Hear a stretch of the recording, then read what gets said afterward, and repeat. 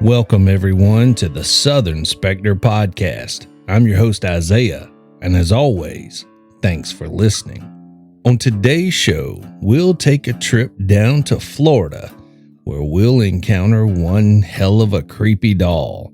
But first, I'd like to remind each and every one of you to follow us on social media. You can find us on Facebook at the Southern Spectre Podcast. You can also find us on Instagram at the Southern Spectre.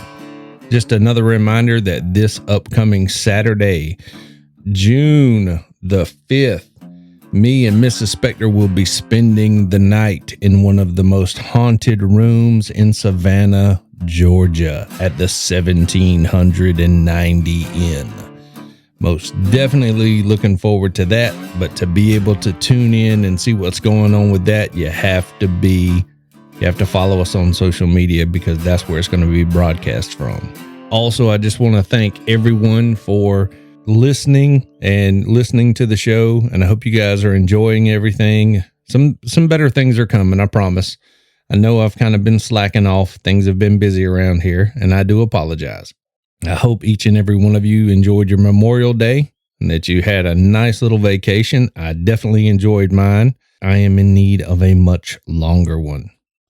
So before we head down further south to Florida to check out Robert the Haunted Doll, I first have more of a local story here that is not far from my home, actually, and that I have visited a number of times as a kid and throughout my adulthood. So this is something that those of us that grew up around the area and those near and far, you may have actually heard of this before, but this little story right here, once again, comes from Strange, South Carolina by Sherman Carmichael. And on today's chapter, we are on chapter 39, and this chapter is entitled Healing Springs.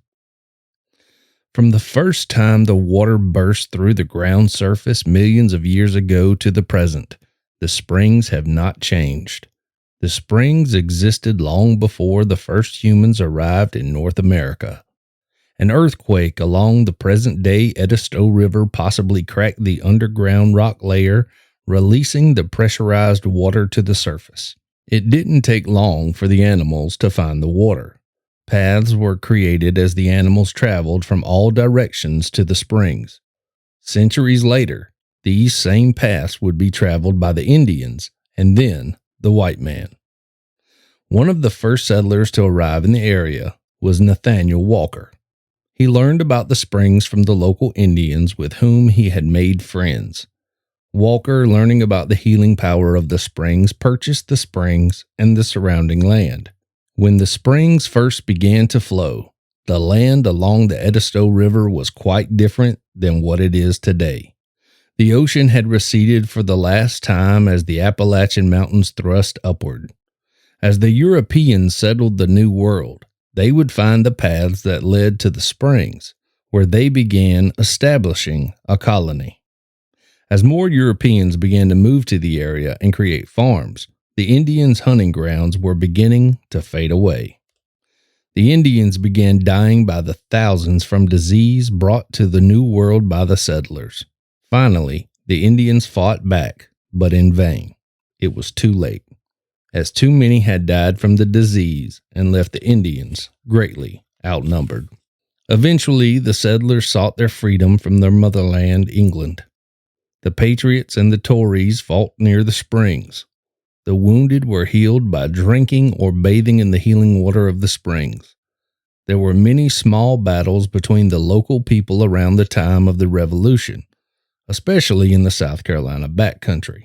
Once the Patriots won their freedom, they began to build the new country. Farms surrounded the springs, homes and businesses were built nearby.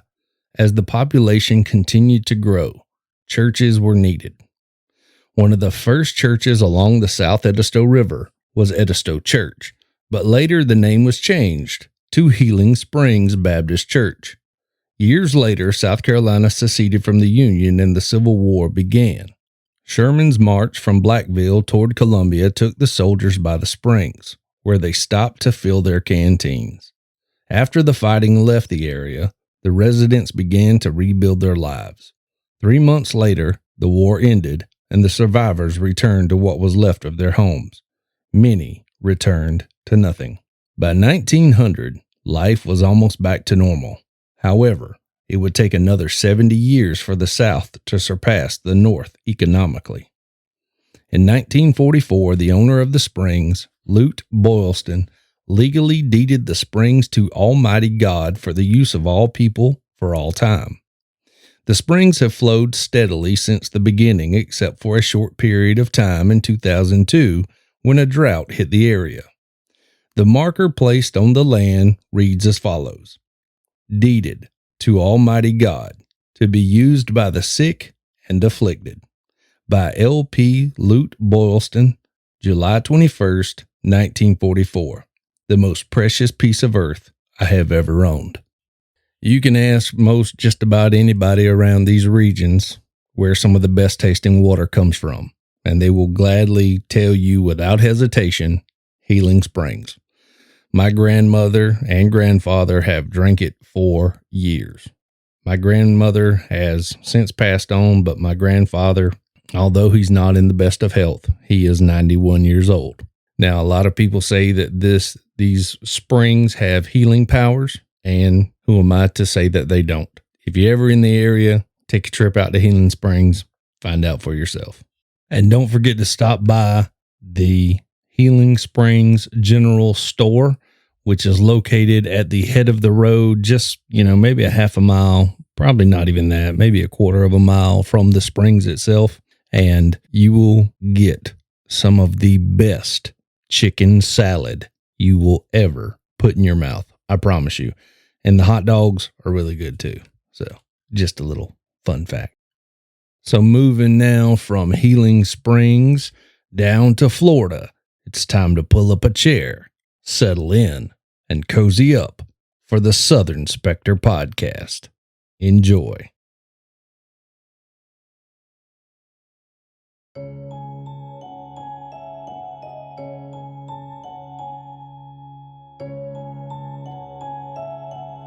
Much like the rest of the southeastern region, Key West has been known for its roots in Bahamian culture and haunted history. Fort East Martello in Key West, Florida, can be seen on the National Register of Historic Places. Fort Martello was built sometime during the Civil War, but now hosts a slew of scrap metal sculptures and folk art paintings by local artists. This isn't all the old fort houses. It's also home to Robert the Haunted Doll. Robert is unique in the fact that he is indeed a one-of-a-kind, turn-of-the-20th-century handmade doll, standing 40 inches tall and stuffed with wood wool known as Excelsior. He is dressed in a sailor suit and once bore painted features not unlike those of a jester. Corey Convertito, curator of the Fort East Martello Museum, says that Robert's origins can be traced all the way back to the Steiff Company, which is the same toy company that was made famous for making the teddy bear in honor of Teddy Roosevelt. It's believed that Robert was never meant to be mass-produced or as a toy, but instead he was part of a unique window display. The sailor suit that Robert is known for is believed to be an outfit that was once worn by his previous owner, Robert Eugene Otto. How Robert the Doll made his way into the Otto family's lives isn't exactly clear, as there are several varying stories on the famed stuffed companion. One story that has been told on more than one occasion is that the Robert doll was given to Robert Eugene Otto by his grandfather, who had purchased the doll while on a trip to Germany. Some say that Robert the doll was given to the prominent Otto family by one of their many maids or servants who had been known to practice voodoo. Once the family realized she had been practicing voodoo, she was quickly terminated. However, Before she left, she was able to pass the doll to Otto. Using her powers of voodoo, she had cursed the doll to bring anguish and fear to the Otto family. Once in his possession, Otto just wouldn't let the doll alone. It was like an unlikely friendship between the two. Everywhere Otto went, you could be sure that he had Robert the doll close at hand. There were instances where the child could be seen whispering to Robert, as some children may be prone to do. But when others could audibly hear Robert the doll respond to his friend in a deep, guttural voice, things got strange and fast.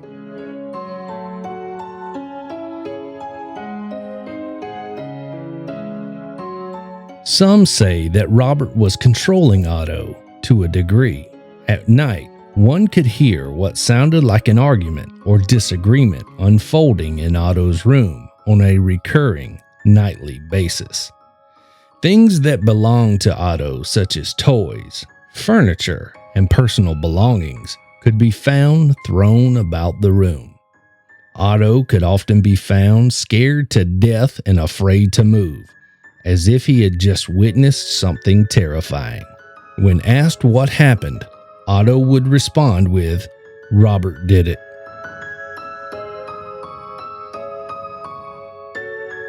Stories soon began to circulate about Robert the doll, and that he could actually be seen moving.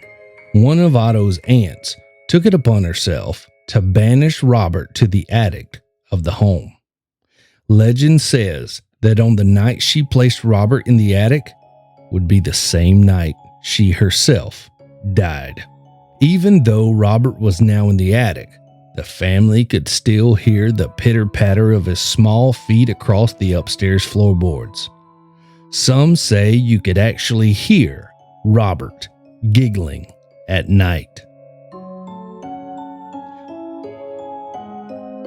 Otto eventually grew into a man, and for whatever reason or another, he held on to Robert even into adulthood. Otto became an artist and married a woman by the name of Annette. Otto would prop Robert up in one of the windows in their home. Passerbys down on the street would swear that as they walked past the home, they would see Robert in the window, and then he would quickly vanish and then reappear again. All this happening right before their very eyes. Eventually, Annette had grown to despise the doll and had enough.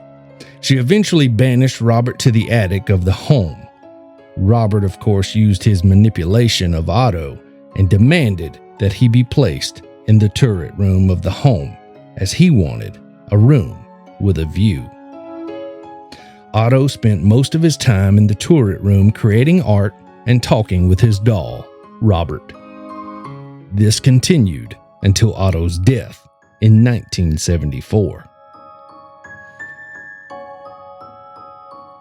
Years later, after Otto's death, Myrtle Reuter purchased Otto and Annette's home, and along with the home came another responsibility, Robert. Myrtle became Robert's caretaker. Myrtle was able to validate most of the claims by Otto and his family, as she experienced Robert's odd behavior as well. She would often find Robert in a different location from where she left him. Some say that the look on Robert's face would change dramatically when Otto was spoken bad of. Myrtle eventually left Robert in the care of the Fort East Martello Museum in Key West, Florida, where he remains today. It's here at the Fort East Martello Museum that Robert is held in a locked glass enclosure. However, that hasn't stopped Robert from causing trouble. Footsteps are often heard echoing through the museum late at night with no apparent cause whatsoever. Robert's facial expression has been known to change without warning. Reporter Malcolm Ross once paid Robert a visit and was quoted as saying, quote, "It was like a metal bar running down my back.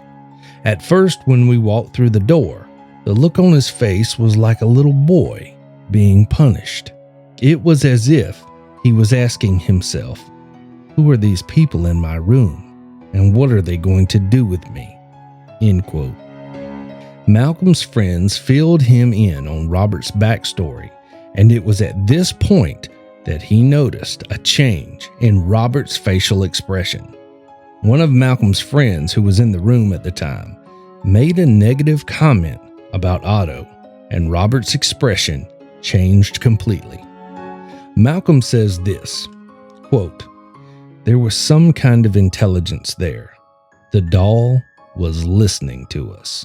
End quote. Those who have come to visit the now famous doll are given specific instructions on how to approach him. Number 1, speak to him in a kind and polite manner. Number 2, always ask for Robert's permission prior to taking photographs. And number 3, show respect. Robert's enclosure is said to be covered with apology letters from visitors who didn't follow the rules upon their visitation. Those who have failed to comply with these rules are said to have experienced misfortune, accidents, health issues, and even near-death experiences. Supposedly, there are over 1,000 letters to Robert that the museum has cataloged and put away. Robert, the haunted doll, is also said to have a bit of a sweet tooth, so most folks bring him candy, while others have been known to bring him money, and more often than not, joints. If you have paid Robert a visit and weren't on your best behavior, then head over to Fort East Martello Museum's website, kwahs.org/exhibitions/Robert the Doll, where you can send an apology letter to Robert and await his response.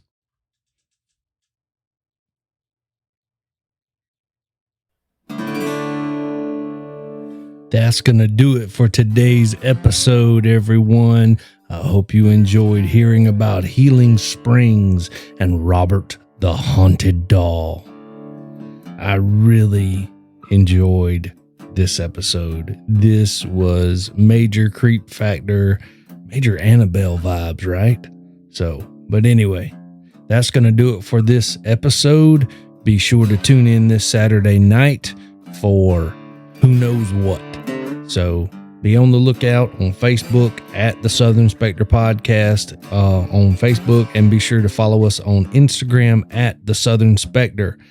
You never know what we might catch. We never know what we might hear or see. So I hope you guys come along for the journey. I'm definitely looking forward to it. So until I see you guys again, take care and take care of each other. Later.